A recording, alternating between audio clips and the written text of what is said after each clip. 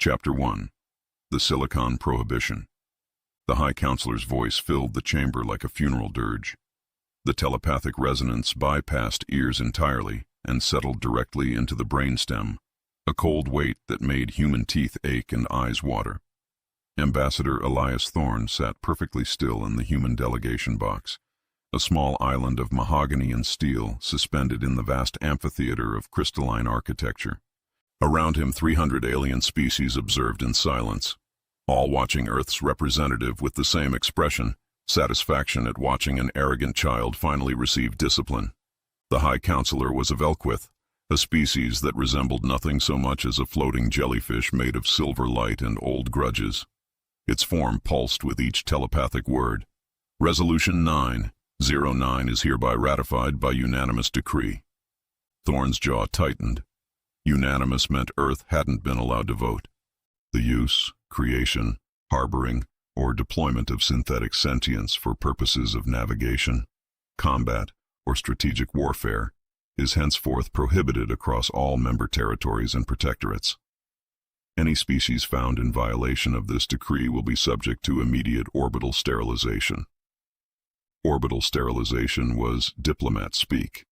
The colloquial term was glassing. Thorne had seen the after-action reports from the AI wars. 16 colonies turned to superheated silicate plains, 4 billion sentients vaporized. The human delegation may respond. 300 species leaned forward. They wanted him to argue, to rage, to give them an excuse.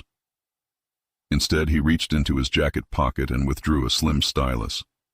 He tapped it twice against the edge of his datapad. Click, click. The Terran Systems Alliance acknowledges Resolution 909 and will comply fully with all provisions as written. The Velquith's glow dimmed, flickering with what might have been surprise. You do not contest the terms? The enforcement clause is very clear, High Counselor. Earth has always respected clarity in legal language. The stylus tapped again, a metronome of calm in a room that expected fury. The session concluded, and when Thorne materialized on his frigate, General Kincaid was waiting like a man watching his house burn down. Tell me we fought it. We didn't fight it. Kincaid's jaw clenched. Ambassador, we just lost the ability to defend ourselves. The entire Terran fleet is built around AI-assisted combat. Without it, we're flying billion-credit coffins. Then we'll fly something else. There is nothing else. Human pilots can't handle the G-forces. At 12 Gs, the blood pools in your legs and your brain shuts off. Our current fighters pull 18 Gs in combat maneuvers. You need AI to survive that, let alone fight. Thorne pulled up the full text of Resolution 909. Tell me what Section 4, subsection C says. Kincaid squinted at the legalese. Synthetic sentience is defined as any artificial cognitive system capable of independent decision-making without biological substrate. He looked up. I don't see the loophole, Ambassador. Thorne tapped the screen, highlighting 2 words. Synthetic, biological. They banned the machine, General. They didn't ban the mind. He opened a new file. The header read, Project Monkey, Preliminary Feasibility Study. Kincaid's eyes widened.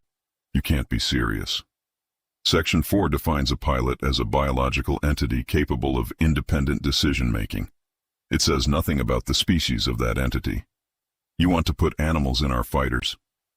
Not animals, General. Allies. I'm going to tell the Council we've entered into a mutual defense pact with a sovereign allied nation. What that nation chooses to do with the equipment we sell them is entirely their business. The room went very quiet. They'll never accept it. They already did. The moment they used the word biological, they opened the door. We're just going to walk through it. Thorne turned back to the viewport, watching the Council station glitter in the light of the binary stars. Get me a secure line to Dr. Elias Thorne. Tell her I need her expertise on genetic reconstruction and accelerated neurological development. Your sister? She hasn't spoken to you in 5 years. Not since the Mars incident. She'll take the call. She won't be able to resist the science. Kincaid walked to the door. What do we call them? These pilots of yours? Thorne smiled, and for the first time since entering the Council chamber it was genuine. We call them citizens, General. Sovereign, independent, biological citizens who just happened to be very, very good at flying. The door closed behind Kincaid. Thorne pulled up the resolution one more time and read the highlighted section. Synthetic sentience. They'd been so careful with their language, so precise, so arrogant. Somewhere in the frozen genetic archives beneath Geneva, 200 cryogenic samples waited in their containers. Pan troglodytes, Pan paniscus, chimpanzee and bonobo, extinct for 40 years, about to become the galaxy's most terrifying fighter pilots. The stylus tapped against the desk one final time. Click. Chapter 2. The definition of person. The JAG Corps office beneath Earth's Northern Command smelled like recycled air and desperation. Lieutenant Commander Sarah Chen had been staring at the same paragraph of Resolution 909 for 6 hours. Around her, 11 other lawyers sat in similar poses of exhausted concentration, surrounded by holographic displays showing the Council Treaty in 47 different translated versions. They were looking for contradictions, mistranslations, anything that might give humanity a fighting chance. Reyes broke the silence first. This is airtight. Whoever drafted this knew exactly what they were doing. Every clause references back to 3 other clauses. Okonkwo, the senior JAG officer, didn't look up. The council hired Velquith legal scholars to draft this. Those telepathic bastards can hold entire legal frameworks in their heads simultaneously. They see contradictions before they happen. Chen leaned back, staring at the ceiling.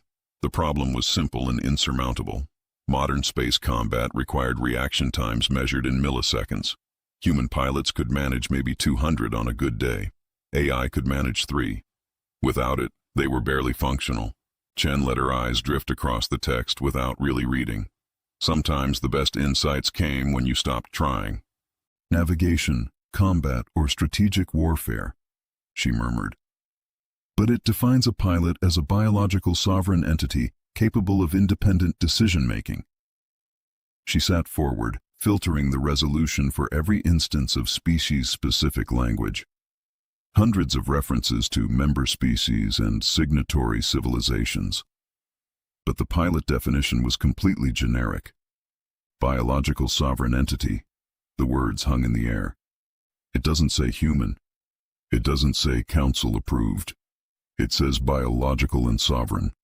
Reyes caught on first. You want to use another species? Not use. Partner with. Chen's fingers flew across the holographic interface. I'm talking about creating one. The room went very still. Okonkwo's voice was careful.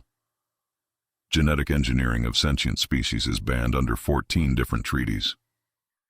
Genetic engineering of new species is banned, but restoration of extinct species is not only legal, it's encouraged under the Biodiversity Preservation Act of 2089. She filtered Earth's extinct species list for specific criteria. Extinct within the last century, high G tolerance, aggressive territorial instincts, opposable digits, demonstrated tool use. The list dropped to 2 viable candidates: Pan troglodytes, common chimpanzee, Pan paniscus, bonobo. Reyes stared at the display. You want to resurrect apes? I want to restore an extinct Earth species and then offer them the same sovereign status we offer to any emerging civilization. That's insane. That's legal. Chen pulled up a classified file. Project Renaissance, 2047 to 2062. Before it was shut down for ethical violations, the project successfully enhanced cognitive function in 17 different species. On the screen, video footage played of a bonobo using a computer interface, not randomly pressing buttons, actually using it with clear intent and problem-solving behavior. They achieved language acquisition, abstract reasoning, self-awareness. They stopped before full sapience, but the research proves it's possible. Okonkwo was very quiet. You're talking about uplifting them, making them sentient. I'm talking about restoring a species and giving them the genetic tools to survive in a hostile galaxy. What they choose to do with those tools is their business. This is playing God. This is playing lawyer, and we're running out of options. Reyes stood. If we're going to recognize them as a nation, we need to do it before they're born. Otherwise, it looks like we're retroactively granting rights to avoid legal consequences, which we are. which we are, but the paperwork shouldn't make that obvious. Okonkwo moved toward the door. I'm going to contact Dr. Elias Thorne. Brilliant, ruthless, and no patience for ethics committees. Perfect for this project. What do we call it? Chen pulled up the genetic markers they'd be enhancing. Aggression, spatial reasoning, pack hierarchy, tool use. Project Monkey, military operational neo-sapient kinetic engagement. You made that acronym up just now. I absolutely did, but it works. The lawyers returned to their work, drafting documents that would change the definition of personhood and redefine warfare. In Geneva, beneath 300 meters of reinforced ice, cryogenic samples waited in their suspension. They'd been dead for 40 years. In 4 months, they'd be flying fighters worth more than most planets. Chen pulled up the final legal requirement, proof of independent thought and decision-making capability. That was going to be the hard part. Proving that something you created was truly sovereign, truly free, truly capable of telling you no. She had a feeling they'd succeed better than anyone expected. She began typing. Petition for recognition of pan-troglodyte sapiens as sovereign allied nation. The words looked absurd on the screen. They were also completely legal. She hit send. Chapter 3. Project Monkey. Dr. Elias Thorne stood in front of the gestation tanks and tried to remember why she'd stopped believing in God. The Geneva facility hummed with the white noise of 1,000 life support systems, all working in perfect synchronization to do something that nature had never intended. Behind her, Ambassador Elias Thorne waited with the patience of a man who knew he was asking the impossible. Aris didn't turn around. You haven't spoken to me in 5 years. Not since Mars. Not since you testified that my research was ethically compromised and recommended the project be terminated. I was following orders. You were covering your political ass. That too. Aris finally turned. You destroyed my career. 15 years of research gone. My team scattered. My funding revoked. Elias nodded. I know, and I'm sorry. But I'm not here to apologize. I'm here because humanity is about to lose the only thing that's kept us alive for 2 centuries, and you're the only person brilliant enough and morally flexible enough to save us. He handed her a datapad. Resolution 909. Read it. She scanned the document. They banned AI warfare. Idiots. Then she found the pilot definition. Her eyes narrowed. Biological sovereign entity. You found a loophole. She scrolled further, found the project brief, and started laughing. A harsh, bitter sound. You want to resurrect apes, enhanced apes, sapient apes. You want me to finish what I started on Mars? Yes. The project you personally destroyed? Yes. Get out of my lab. Elias didn't move. I didn't ban your research. I archived it. Every file, every genetic sequence, every neural mapping protocol, classified under a level 10 security seal. He pulled out a second datapad. I couldn't let the ethics board see what you'd accomplished. They would have prosecuted you for crimes against sentience. So I buried it. The screen showed directory after directory of her Mars research. 5 years of work she'd thought was gone forever. Her hands trembled. Why? Because I knew you were right. I knew someday we'd need what you'd discovered. Aris scrolled through the files, her own breakthrough moments preserved like fossils, the enhanced neural architecture protocols, the accelerated gestation matrices, the cognitive scaffolding that could push a primate brain past the threshold of sapience. How many do you need? 200 viable subjects, 50% pan-troglodytes, 50% pan-paniscus, full cognitive enhancement, language comprehension, abstract reasoning, independent tactical decision-making. Her mind was already working. We'll split them into 2 operational classes. Pan-troglodytes for combat roles. Naturally aggressive, hierarchical, territorial. We enhance their spatial reasoning, reaction time, and stress tolerance. They'll be the fighters. She pulled up the pan-paniscus samples. Bonobos for coordination and support. Naturally collaborative, empathic, socially sophisticated. We enhance their communication capabilities, pattern recognition, and multitasking. They'll be the tactical coordinators. Will they work together? They did in the wild. Chimps provided security, bonobos provided social cohesion, natural division of labor. She began programming the modification sequences. What happens after? If we create sapient apes and they help us survive, what then? Do we put them back in cages? We recognize them as a sovereign nation and let them make their own choices. That's the deal. That's what makes it legal. And if they choose to attack us? Elias smiled, and it was the saddest expression Aris had ever seen. Then we'll have learned that intelligence without loyalty is just another word for independence. Aris initialized the first batch of genetic reconstruction. The machines hummed to life, pulling frozen samples from the vault. I'm going to need a name for the first one, something that makes him feel real, Elias thought. Caesar, from the old films, the one who led the revolution. That's either perfect or deeply ironic. Maybe both. The embryo transferred to the first gestation tank, 3 minutes old and already growing faster than nature intended. Welcome to the world, Caesar. The whisper barely carried. Try not to destroy it. By the time she was finished, 40 gestation tanks glowed with amber light, each one containing a life that would wake up knowing how to fly, how to fight, and how to make decisions. What they wouldn't know was why. That would be humanity's job to explain. And Aris had a feeling that conversation was going to be a lot harder than anyone expected. Chapter 4. Malicious Compliance. The Council inspection team arrived 4 months and 3 days after Resolution 909 took effect. Ambassador Elias Thorne watched their diplomatic frigate dock at Geneva Station, flanked by General Kincaid and a full legal team. Lieutenant Commander Chen carried a physical briefcase containing approximately 4 kilograms of the most dangerous paperwork in human history. The lead inspector was a corvash, a species that resembled a praying mantis crossed with a tax attorney. Ambassador Thorne, I am Inspector Zrel. You will provide full access to all military facilities, spacecraft, and computational systems. Of course, Inspector, we have nothing to hide. They reached the primary hangar, and the smell hit them first. Musk and fruit and something primal that made the mammalian hindbrain wake up and pay attention. The hangar stretched for 2 kilometers, filled with 200 spacecraft.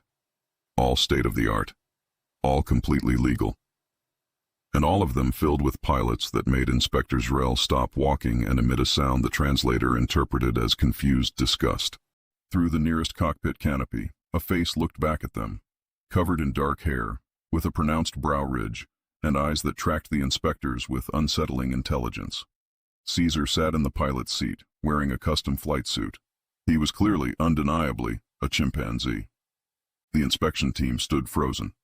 This is a mockery, the Velquith inspector's telepathic voice crackled.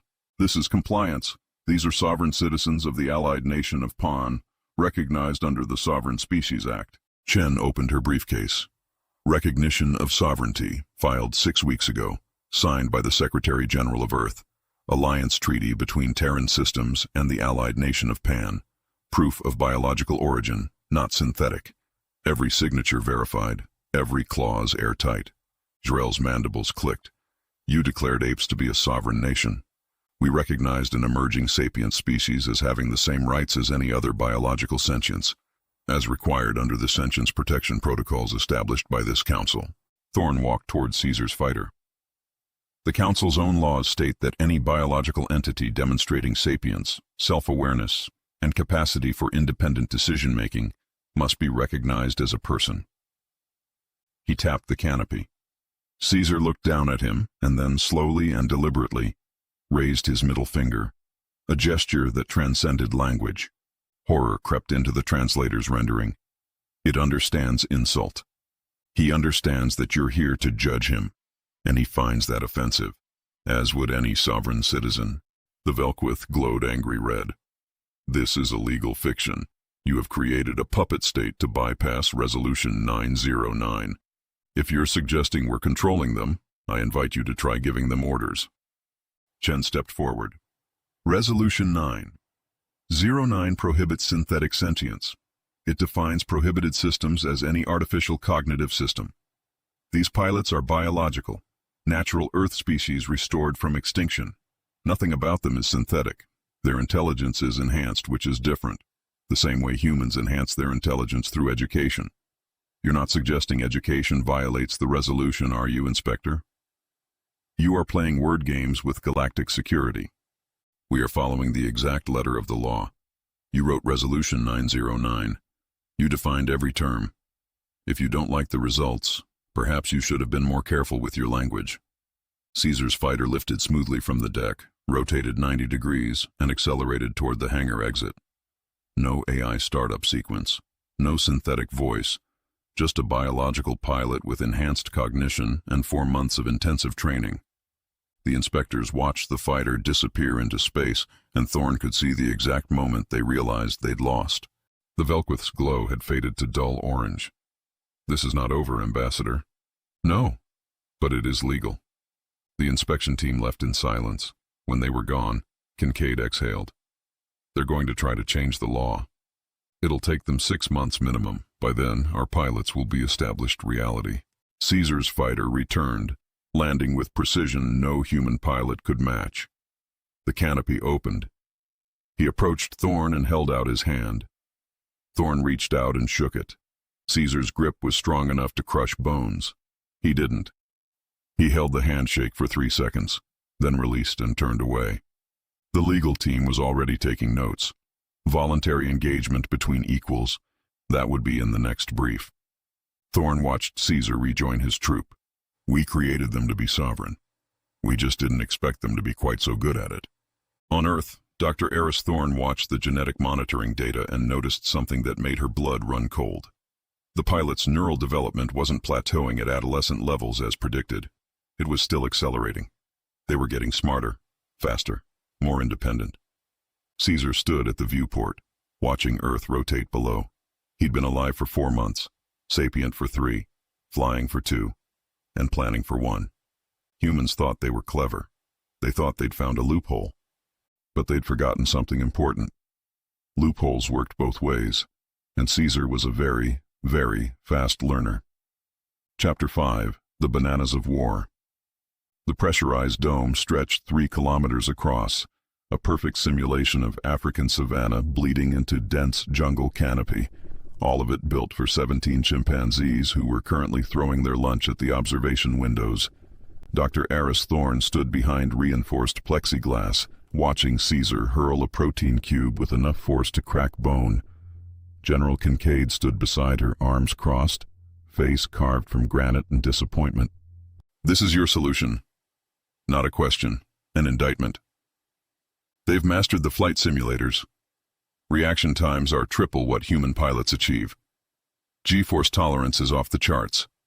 They can pull maneuvers that would liquefy your best ace's internal organs. Kincaid grunted. They won't use the comms array. They don't understand it. Standard military call signs, phonetic alphabet, visual signal cards. They ignored all of it. Yesterday we had them practice coordinated evasive maneuvers. Caesar ripped the control yoke out of the simulator housing and beat the console until it sparked. Then he took a shit in the cockpit. Kincaid closed his eyes. Do not make me beg a monkey to follow orders using a banana. You won't have to beg, General. You'll have to earn his respect. She pulled up Caesar's neural scan, a 3-dimensional thunderstorm of synapses. Chimps don't follow commands. They follow hierarchy. Caesar is the alpha. He doesn't care about your rank or your medals. He cares about dominance, reciprocity, and reward. So we bribe him. No, we negotiate. Follow me, and bring the fruit. Caesar sat in the primary simulator, strapped into a reinforced flight harness. His hands rested on the controls, not moving, just breathing, watching. Eris approached slowly, body language loose. She unsealed a containment pouch. The smell of fresh banana hit the air. Caesar's nostrils flared. She held up one banana. Perfect ripeness. You fly the pattern, clean, no breaking formation, no ripping apart the controls. You finish the run, you get the banana. Caesar stared at her, then at the banana, then at the screen. His hand moved, deliberately. He gripped the throttle. The simulator hummed to life. Asteroids appeared. Caesar's eyes locked on the display. He flew. Not perfectly, too sharp, too aggressive. But he stayed in the pattern, focused, determined. The simulation ended. Objective complete. Eris handed him the banana. He peeled it one-handed, never breaking eye contact. Then he vocalized, softer. A sound she'd learned to recognize. Acknowledgement. Respect. The full squadron simulation came next. Caesar occupied the central command hub. 6 chimps in fighter cockpits, bonobos in the rear support stations, working in pairs with eerie synchronization. The briefing was short. Monitor. Provide targeting data. Do not give direct orders to the pilots. Caesar is the alpha. He sets the tempo. He decides the strategy. You feed him data, he feeds you results. The tactical grid lit up. 3 enemy cruisers, 12 fighters. Caesar's breathing changed. Then he moved. His hands blurred across the controls. The chimps scattered like startled birds. Caesar vocalized. A sharp staccato bark. 2 short bursts, 1 long. 3 chimps reformed into a tight delta. The others continued their chaotic spiral, drawing enemy fire. The scattered units suddenly reversed, threading the needle past each other into the enemy formation's blind spot. The Delta formation, forgotten by enemy targeting, opened fire. 3 kills, clean, precise, devastating. Kincaid stepped up beside Eris. They just executed a feint and flank maneuver that would take human pilots 3 weeks of drill to coordinate, using vocalizations I can't understand and hand signals I can't read. And the entire strategy was decided in under 4 seconds. Welcome to the future of warfare, General. Kincaid rubbed his face. I am taking orders from a sovereign entity whose primary motivation is a piece of fruit and whose rank is determined by who can throw the hardest. He looked at Caesar, grooming a subordinate with one hand, eating a banana with the other. This is officially worse than the AI wars. Caesar looked up, made eye contact with Kincaid, held it. Then slowly, deliberately, bared his teeth. Not a smile, a challenge. Kincaid stared back. For a long, tense moment, neither moved. Then the general reached into a containment pouch, pulled out a single banana, and tossed it. Caesar caught it one-handed, examined it, sniffed it, nodded once, turned back to his controls. Kincaid walked toward the door. Get me a direct line to procurement. Update the fleet logistics. Why? Because if we're going to war with this fleet, I need to make damn sure we never run out of bananas. Inside the bay, Caesar hooted once. The squadron responded in perfect unison. The sound echoed through the dome like a war cry. Chapter 6. The Vomit Maneuver. The centrifuge looked like a monument to human arrogance. 50 meters of reinforced titanium and carbon composite, built to spin fast enough to simulate the crushing acceleration of modern space combat. It had killed 2 test pilots during the AI wars. Now it was going to answer a different question. How much punishment could a chimpanzee survive before it stopped being useful? Dr. Elias Thorne stood in the observation booth. Caesar was strapped into the centrifuge pod, encased in the prototype combat suit, his eyes visible through the visor. Calm, focused, waiting. Standard human tolerance is 9 Gs. Peak combat pilots can sustain that for maybe 30 seconds before they lose consciousness. After that, stroke, hemorrhage, death. General Kincaid watched the main viewport. And the chimps? We don't know yet. The centrifuge began to spin. 4 Gs, 6, 8. Caesar's lips pulled back from his teeth. Not a grimace. A snarl. 9 Gs. The number that separated human pilots from corpses. His neural activity remained sharp. No loss of consciousness. 10, 11, 12. The centrifuge screamed. Caesar screamed louder. 13. 14. Blood vessels in his eyes ruptured, red spreading across the whites. That's enough. 15. Caesar's body convulsed. Then he vomited. The fluid sprayed across the interior of the pod. Eris slammed the emergency stop. The pod hissed open. Caesar sat in his harness, covered in his own vomit, chest heaving. He looked directly at Eris through the observation window. Then he raised his hand. Thumb up. Not surrender. Confirmation. Eris was already running calculations. 15 sustained Gs. 40% tactical advantage over any documented alien fighter craft. They can execute turns that enemy targeting systems won't predict because the physics shouldn't allow biological pilots to survive them. They barely survived that. No, they thrived in it. That wasn't pain tolerance, General. That was combat readiness. A human would be dead. Caesar was still processing tactical information. He wanted to go again. Kincaid refused. Eris took notes. Then she had her breakthrough. The vomiting wasn't a weakness. It was ammunition. The enemy expects a missile. They expect energy weapons. They don't expect organic projectiles at combat velocities. She pulled up schematics. A modified waste management system integrated into the fighter cockpit. Pressurized containment field. Launch tube. Alien ships have energy shields designed to stop coherent light, plasma, and solid projectiles. Those shields are useless against organic matter. Semi-solid, low velocity, irregular mass. The targeting computers won't recognize it as a threat. Kincaid stared at the schematic. You want to weaponize vomit? It's not a weapon of mass destruction, General. It's a weapon of mass embarrassment. 3 weeks later, the live fire test proved her right. Caesar's fighter screamed toward a decommissioned Council escort frigate at 15 Gs. The biological response came. The containment system routed the expelled material into pressurized tanks.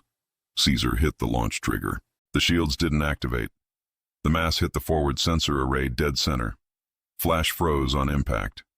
Organic compounds crystallized across the optical sensors like a coat of brown ice.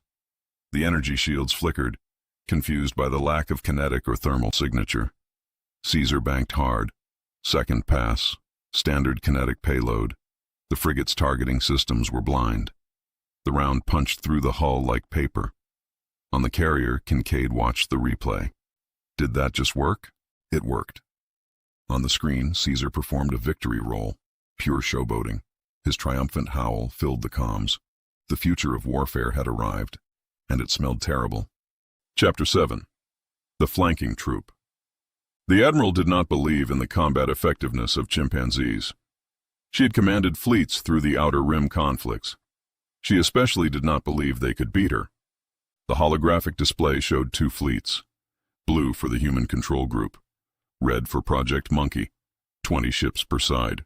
Identical loadouts. The only difference was the crews. Standard fleet engagement, pure tactical maneuvering.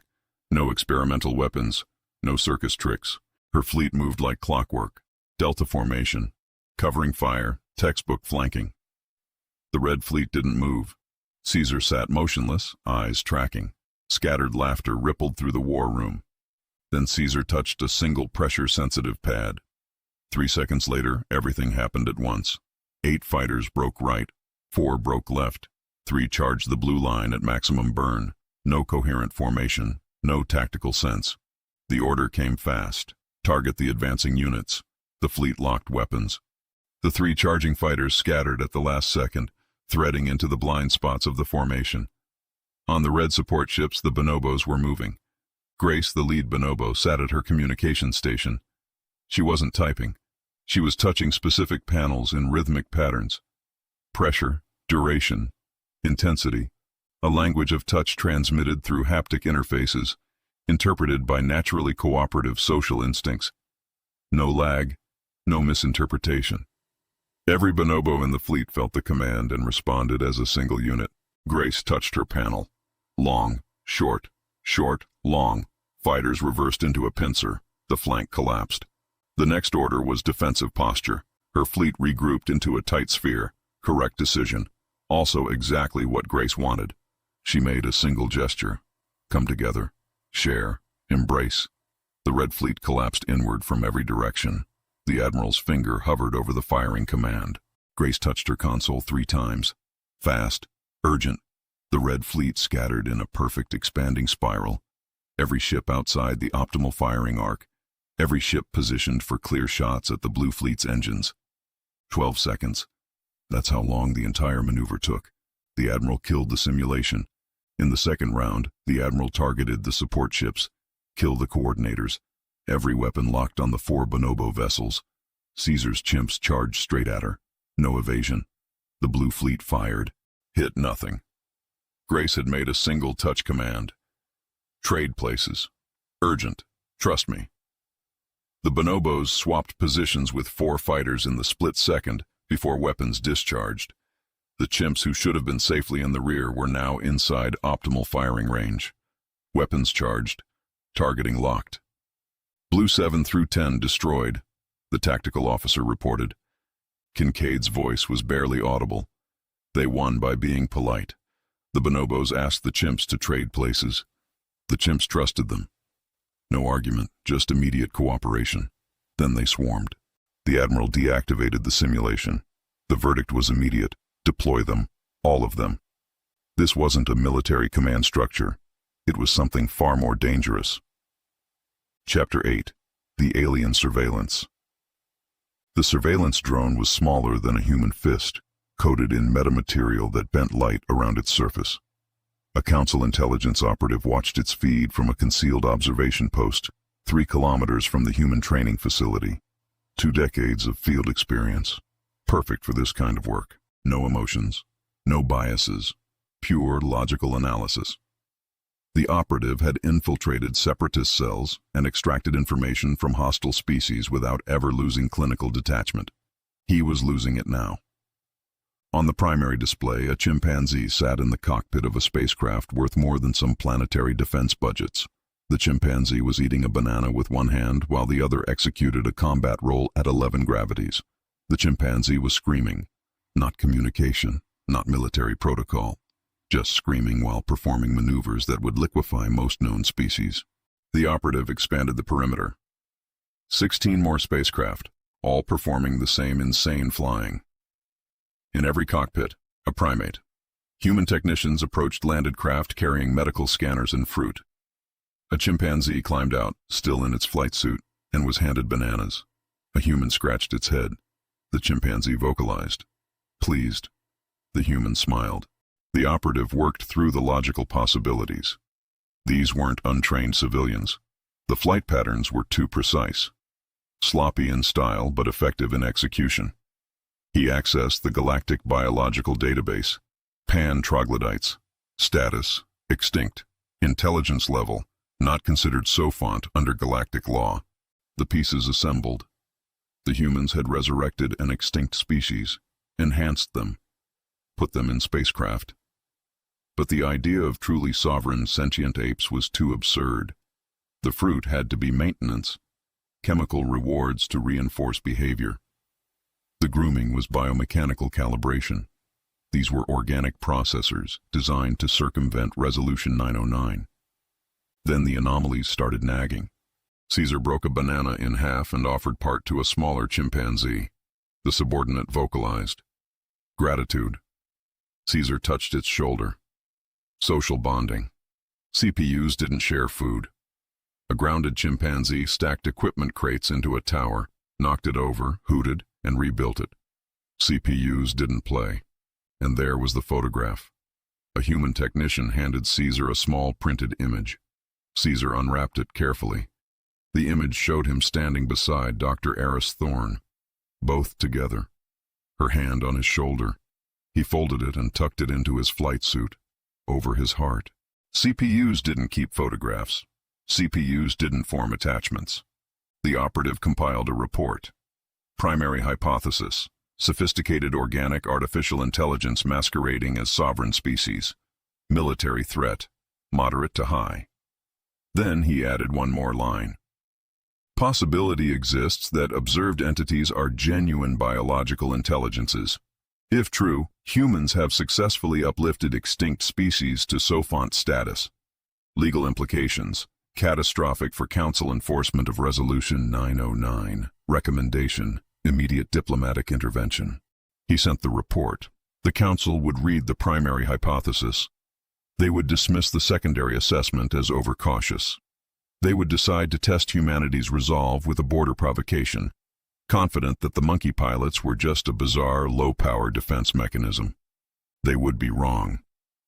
Behind him, Caesar flew into the simulated darkness, holding his photograph close, with the kind of courage that couldn't be programmed. Only earned. Chapter 9. Deployment Protocol. The Spacesuit. The suit hung in the prep bay like a monument to humanity's guilt and genius in equal measure. Matte black composite armor, reinforced life support, neural interface, haptic feedback. everything a combat pilot needed to survive in vacuum, and one system that had nothing to do with survival. Dr. Elias Thorne stared at the small control module embedded in the chest plate, barely larger than her thumb, almost invisible among the other systems, but the most important component in the entire design. General Kincaid stopped beside her. The shock collar. Pain compliance system, remote activated, delivers graduated neural stimulation ranging from mild discomfort to complete motor function disruption. In plain English, it hurts them until they obey. Any ship entering low Earth orbit without authorization receives an automatic warning. If the pilot doesn't reverse course within 60 seconds, it activates. She looked at him. We gave them ships, weapons, training. We had to build something to make sure they never turn those weapons on us. Does Caesar know? They all know. We were transparent, full autonomy in space, but Earth is off limits. No shock collar, no fleet, no sovereignty. We gave them freedom and immediately limited it. Caesar entered the prep bay. His eyes tracked the suit, then Eris, then Kincaid. He approached slowly, touched the chest plate, traced the neural interface nodes. His fingers stopped on the control module. He looked at Eris. She showed him the system layout, the proximity triggers, the pain gradients, everything. You can go anywhere in the galaxy, fight whoever you want, build whatever civilization you choose, but Earth is protected. Caesar stared at the schematic, then vocalized, sharp. The translation AI beeped, understood. They suited him. The armor locked into place. Caesar stood fully encased, a primate wrapped in human technology, transformed into something between soldier and prisoner. He tested the joints, flexed his hands, thumbs up. Then he pointed at the control module. The translation AI produced text. What happens if we remove it? Suit stops functioning. Life support fails. What if we disable it? Automatic activation, full intensity. What if we land somewhere else, not Earth? The system only triggers for Earth. Everywhere else, you're free. Caesar processed this. Then, humans are afraid of us. Yes, we are. Why give us ships if you fear us? Because we needed you. Because the galaxy gave us no choice. A long pause. Then Caesar vocalized, complex, layered. The AI parsed it slowly. You made us people. You gave us purpose. You gave us stars. The collar is the price. We accept it. Will you ever trust us enough to remove it? Eris looked at Kincaid, looked back at Caesar. I don't know. Caesar nodded. At the threshold, he paused. One final gesture. Trust or control. You cannot have both forever. Then he was gone. He's right. And when they figure out how to disable those collars, what then? They learned to fly spacecraft in 6 months. They weaponized vomit. You really think they won't hack a pain compliance system? What would you have me do? Send them into combat with no safeguards? I would have you admit we've created a problem with no good solution. In the main bay, Ambassador Thorne addressed the combined human crews and primate command structure. Their lives and Earth's safety now rested entirely on the legal fiction they had created. The fleet was given clearance to depart. The destination, the troubled border zone.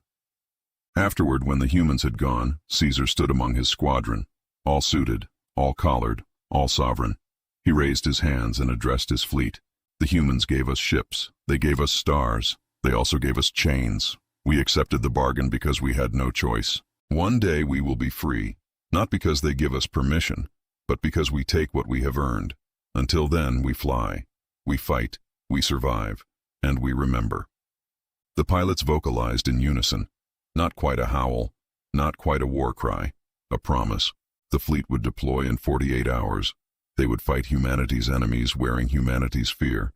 And somewhere deep in Caesar's mind, behind the dignity and the acceptance, a clock had started ticking. Chapter 10. The Brown Nebula. The Council patrol cruiser had been stationed in Sector 7 Kappa for 3 standard cycles without incident. The patrol captain considered the posting a reward. No pirate raids, no disputes, just the silent, predictable void where nothing ever happened. His sensor officer broke the silence. Contact, Multiple signatures emerging from jump coordinates 77 Mark III. 12 ships. Human design, but wrong. Too compact, too aggressive. Engine signatures radiating excess heat like the vessels were perpetually on the verge of melting. Hail them. Standard challenge protocol. The broadcast went out in 17 languages. Unidentified vessels, identify your command structure and submit to inspection or withdraw immediately. Silence, then a sound. Rhythmic huffing that the translation matrix couldn't parse. Sharp, guttural barks climbing in pitch until the bridge speakers crackled with distortion. Is that their response? Sir, the signal is biological. No encryption, no linguistic structure, just vocalization. On the human carrier, General Kincaid watched Caesar's cockpit feed. The Alpha was strapped into his harness, teeth bared, eyes locked on the council ships in their smug, confident formation. Kincaid activated his line to Ambassador Thorne. He's not following the script. He never does, General. Those ships are in his territory, making loud noises and flashing bright lights. You know what that means to him. If he engages without authorization, then we have plausible deniability. He's a sovereign pilot. We can't control him. We can only advise. Caesar's ship screamed forward. On the council cruiser, the captain straightened. Activate defensive shields. Do not escalate to lethal force. Protocol demands we capture, not destroy. The shields hummed to life. Interlocking energy fields designed to deflect plasma, absorb kinetic impacts, disperse laser fire. The Council had been at war for 3,000 years. Their shields had stopped everything. Caesar didn't fire a single weapon. He aimed for the sensor array, the eyes, and he vented. A concentrated, pressurized stream of semi-solid, dark brown organic matter ejected at high velocity from the waste reclamation ports directly into the patrol cruiser's forward sensor grid. The shields didn't register it as a threat. Energy shields stopped fast-moving objects. They were not designed to stop slow, tumbling chunks of frozen organic waste. The material passed through the shield threshold at just under activation speed. It hit the sensors. Flash froze on impact. Organic compounds crystallized across the optical arrays like a coat of brown ice. The heat from the ship's engines began to thaw it. It spread. Every external camera feed went dark, replaced by a viscous brown smear. The captain's tendrils stiffened. What is that? The science officer ran a spectral analysis. Her voice was barely a whisper. Fecal matter, primate origin, mixed with partially digested biomass and uric acid compounds. The atmospheric recyclers pumped the smell directly into the bridge. Crew members vomited. The helmsman abandoned his post. The lead ship drifted, blind and unresponsive. The two escort frigates, attempting to compensate, collided at low speed. Caesar's ship completed a barrel roll and returned to formation. 0 shots fired. On the carrier, Kincaid turned to Thorne. Did we just win a battle with monkey shit? We won a battle with a natural biological stress response, General. Completely unintentional, completely legal. They're going to call that a war crime. Let them. Do you know how humiliating it will be for the Galactic Council to officially declare frozen primate feces a Class 5 bioweapon? Right next to nerve gas and antimatter warheads. The patrol cruiser limped out of the sector 3 hours later. The after-action report was classified immediately, not because it contained military secrets, but because no one wanted the galaxy to know they'd been defeated by excrement. In his cockpit, Caesar groomed himself casually. He didn't understand war. He didn't understand politics, but he understood territory. And he had just marked his. Chapter 11, The Biohazard Classification. The emergency council session convened 47 hours later. The High Counselor's bioluminescence pulsed furious crimson. Ambassador Thorne walked to the defendant's platform. Charges of biological warfare. Your pilots deliberately vented biological waste at a military vessel. Thorne pulled up Caesar's biometric data. Heart rate, cortisol, adrenaline. These readings indicate a fight-or-flight response. Your cruiser's hailing protocols included 17 simultaneous audio frequencies, spotlights, and active weapons locks. To a primate nervous system, that's a threat display. The pilot's autonomic system triggered an involuntary evacuation. You are asking this council to accept that your fleet is piloted by creatures so primitive they defecate when frightened? Yes, High Counselor. You demanded we remove artificial intelligence. Biological pilots have biological reactions. Then we will classify this substance as a Class 5 corrosive biological agent. Thorne's eyes gleamed. Are you prepared to officially declare primate feces equivalent to antimatter warheads? That's going to be in every history book. Forever. Silence. The council prided itself on dignity. Thorne was forcing them to discuss shit. You can't sue a squid for inking, Counselor. You scared our pilots and they reacted. It's basic biology. The vote passed. The incident was classified as a biological event. The council would install organic dissolution grids on all military vessels, essentially very expensive windshield wipers.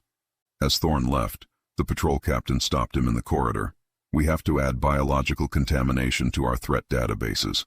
Every time we brief new officers, we explain that we lost because we were unprepared for excrement. War is hell, Captain. War is humiliating. Chapter 12. The Screech Protocol. The council adapted. Organic dissolution grids neutralized the biological contamination. They kept losing. First counter, quantum scramblers across all known frequencies. No effect. The primates weren't using technology. They were using biology. Layered harmonic vocalizations refined over millions of years. Second counter, if the primates communicated by screaming, the council would scream louder. High-intensity broadband noise generators on every ship. The primate fleet hesitated. Formations loosened. Then the primates stopped trying to communicate through the jamming. They used it as an amplifier. Caesar's mouth opened in a scream that didn't stop. 11 pilots joined. Weaponized fury transmitted through every vibrating surface. The council's outward-facing speakers created a resonance chamber. The primates fed into it. On the council flagship, the hull vibrated at frequencies that destroyed inner ear equilibrium. Crew members hallucinated. Officers lost spatial orientation. Shut it down! But the feedback loops turned every speaker, every sensor into another amplifier. Then the primates stopped. The silence was a physical blow. 3 seconds of gasping relief. Then they opened fire. Pure aggression at point-blank range. The formation collapsed. Ships collided. Automated systems couldn't distinguish friend from foe. One alien captain surrendered just to make the noise stop. Medical reports.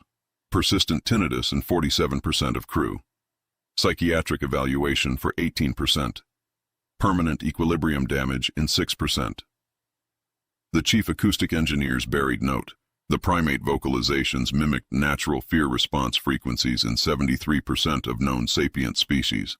They had discovered how to broadcast pure terror, countermeasures unknown. In chambers, Thorne stood at the platform again. They don't need radio. They don't need encryption. Just lungs and aggression. You tried to jam biology with technology. Is there no counter? You could go silent, but that violates 15 sections of your own engagement protocols. You've trapped us again. Not me, the rules. Chapter 13.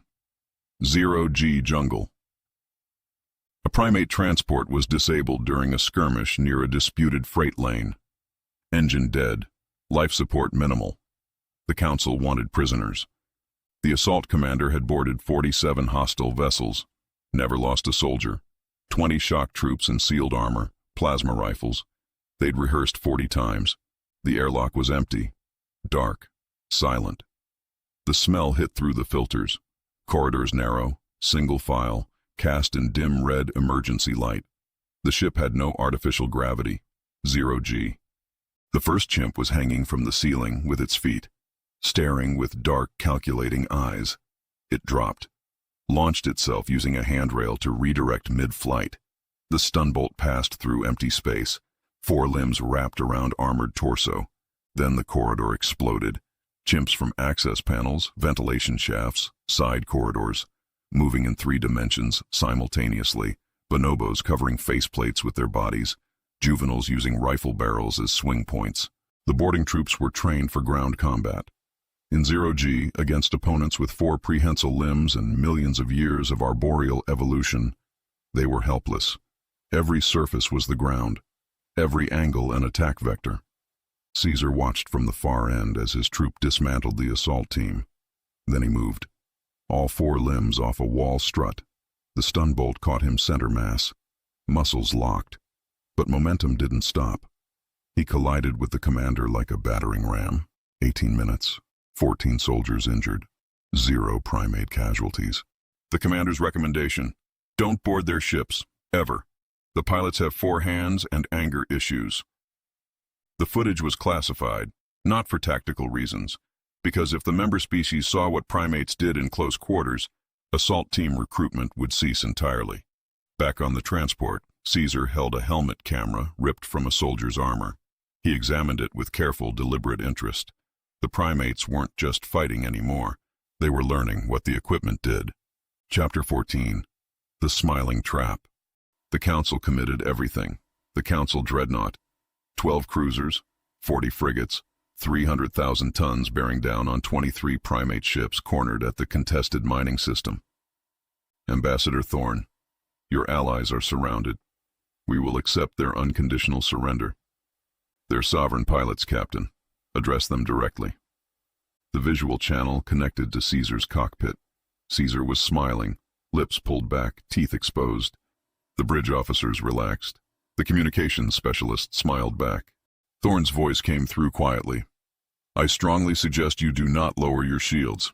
That's not a smile. In primate body language, baring teeth is a threat display. It's what they do before they attack.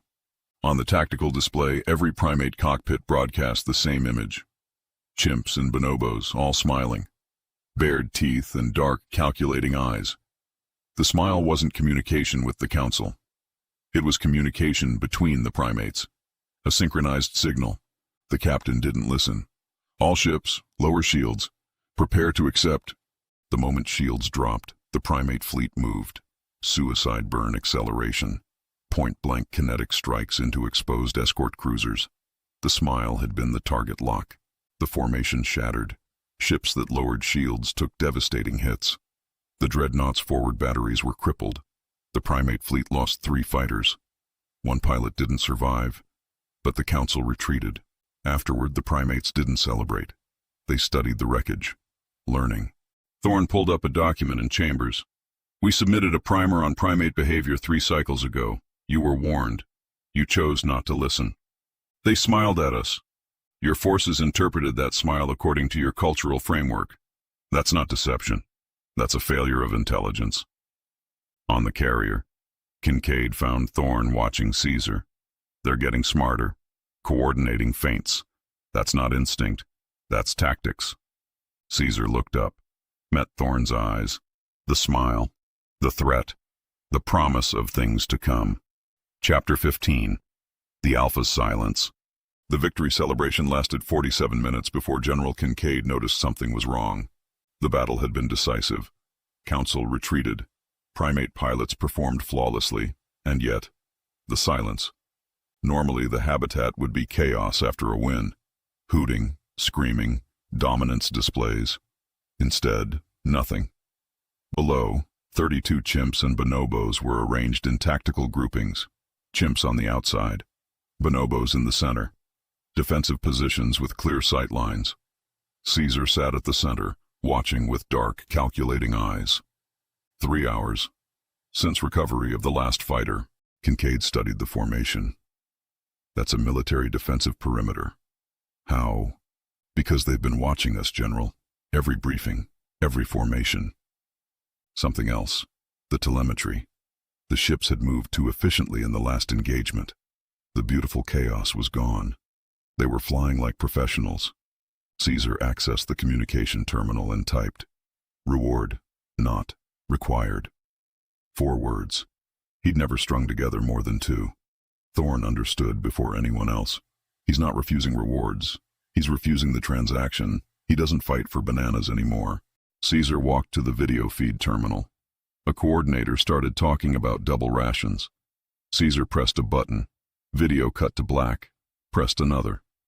Audio went silent. That wasn't a malfunction. He knew exactly which buttons to press. Then the reports.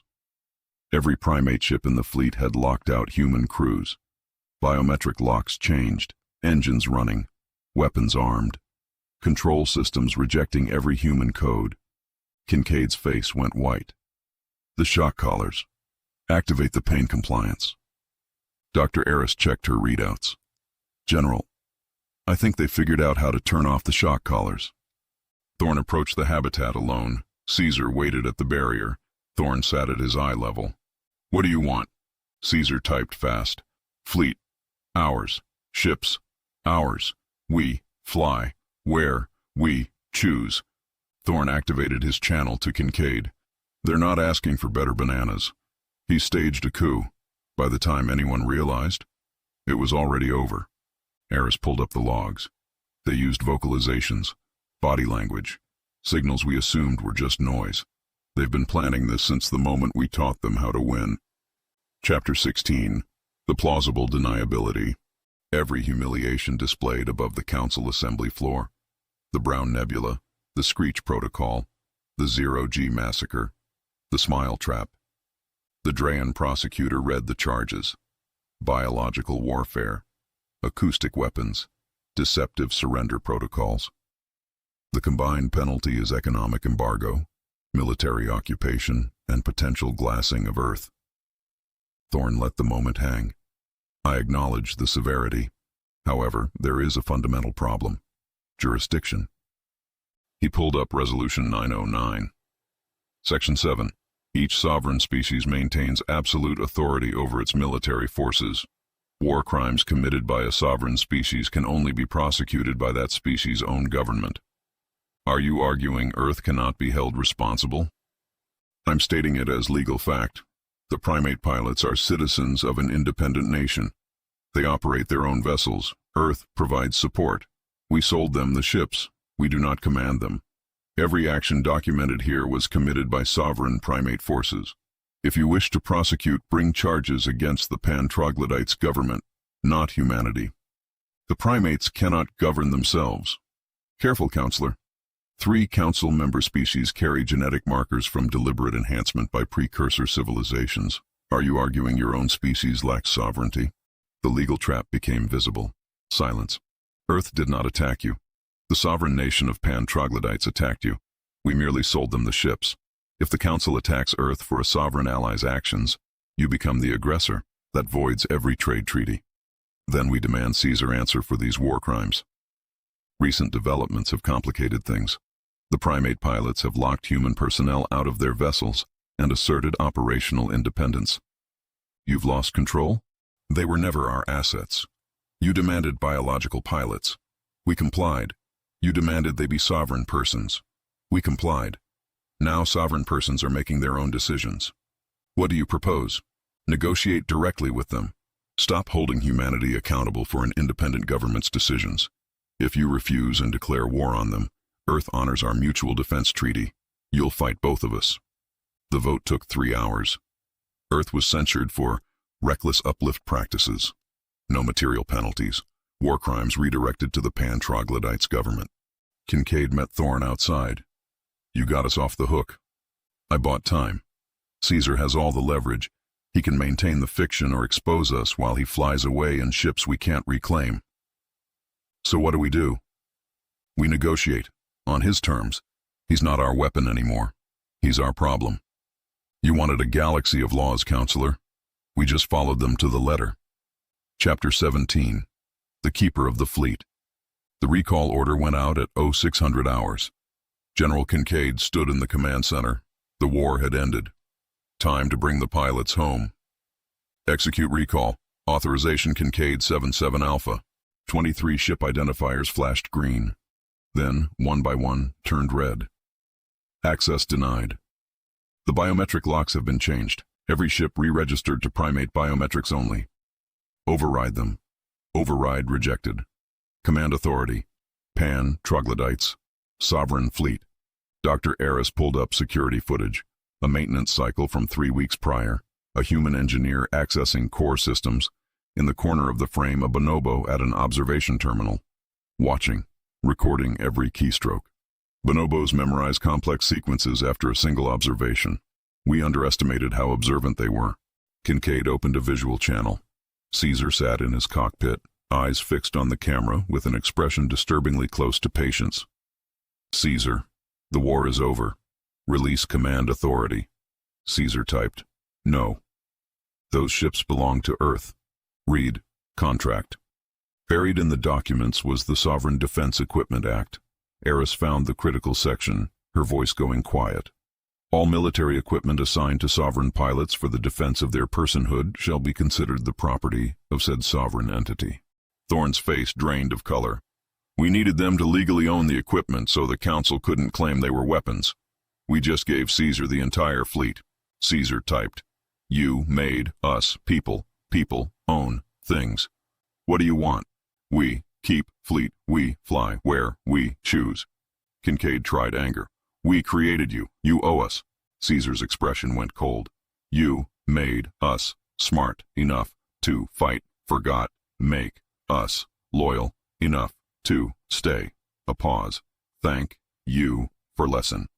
The channel went dark. The fleet began to move. Not toward Earth. Not toward Council space. Toward unexplored sectors. Habitable planets. Fruit trees. Should we activate the destruct codes? Kincaid's hand hovered over the panel. One code. Hundreds of billions in hardware. Except that would be murder. Of sovereign citizens who had fought for Earth. Of intelligent beings who had done nothing except take humanity at its word. Thorne spoke quietly. If you activate those codes, you prove the sovereignty was always a lie. And if I don't, then we let them go, and maybe we earn something more valuable than a fleet. Kincaid lowered his hand. All ships, stand down, let them go. The engines flared blue. One by one, the ships entered jump space. Caesar was last. His final transmission wasn't text, just audio. Primate vocalizations, layered and harmonized. A farewell, a promise. Then he vanished. Eris sat down. We created them to be smart enough to fight our wars. We forgot that meant they'd be smart enough to want freedom. Thorne watched the empty space. Humanity, fuck yeah. 3 weeks later, an unclaimed system was occupied. Habitat domes, defensive installations, 23 ships on patrol. The Council envoy was hailed with a text message. Pan, troglodytes, sovereign, territory, leave or fight. The envoy left. On his ship, Thorne found a final encrypted message from Caesar. Thank you for teaching us how to be free. The fleet was gone. The war was over. And somewhere in unexplored space, a new civilization was being born. One that would carry humanity's lessons forward. Humanity, fuck yeah.